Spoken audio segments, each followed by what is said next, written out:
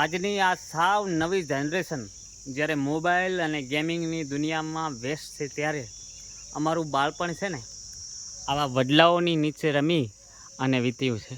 Hello મિત્રો, હું છું તમારો દોસ્ત બનાસનો ઘાયલ. સમય સાથે ઘણો બધો બદલાવ થતો આવ્યો છે અને થતો રહેવાનો છે, પણ ક્યાંક ને ક્યાંક જીવવાની આખી પદ્ધતિઓ પણ બદલાતી જાય છે. ટેકનોલોજી નવી આવી છે અને એનાથી લોકોનું જીવન એકદમ કહેવાય ને કે આસાન બની ગયું છે, પણ સાથે સાથે કંઈક ને કંઈક છીનવાનું પણ છે. તો મિત્રો, આજે આવ્યો તો મામાના ઘરે, તો મને મારી જૂની યાદો આજે તાજા થઈ. આ એ જ વડલો છે જેની નીચે રમીને હું મોટો થયો છું, અને આજે આ જોયું ને તો મારું બાળપણ મને યાદ આવી ગયું.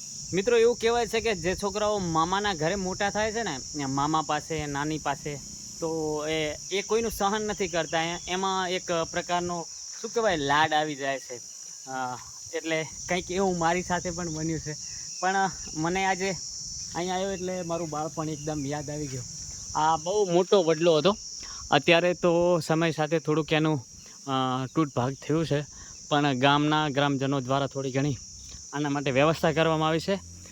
પાણી પાળી નાખવામાં આવી છે, સાથે સાથે માટીનું પણ અહીં બધું કરવામાં આવ્યું છે. મિત્રો, આ છે તળાવ, અને અહીં મારું બાળપણ વીત્યું છે. વડલાની નીચે રમવાની મજા જ કંઈક અલગ હોય છે મિત્રો. અને અહીં તળાવ છે, તમે જોઈ શકો છો. આ છે તળાવ, અને એની અંદર ગુલાબ ઉગેલા છે. આ એક અલગ પ્રકારનું કહેવાય ને કે નજરાણું છે. અમે નાના હતા ત્યારે આવું બધું નહોતું, પણ અત્યારે છે. તો મિત્રો, તમને પણ ક્યારેક તમારા બાળપણની કોઈ નાની મોટી વસ્તુ નજર સામે આવી જાય ત્યારે હંમેશા તમે એને યાદ કરતા હશો. અને આજે મારી સાથે પણ એવું બન્યું કે મને મારું બાળપણ અહીંયા યાદ આવી ગયું. કહેવાય ને કે આની વડવાઈઓની નીચે હીંચવાનું, ઝૂલા ખાવાનું, આની પણ એક અલગ મજા હતી મિત્રો. અને એ બાળપણ કંઈક અલગ હતું.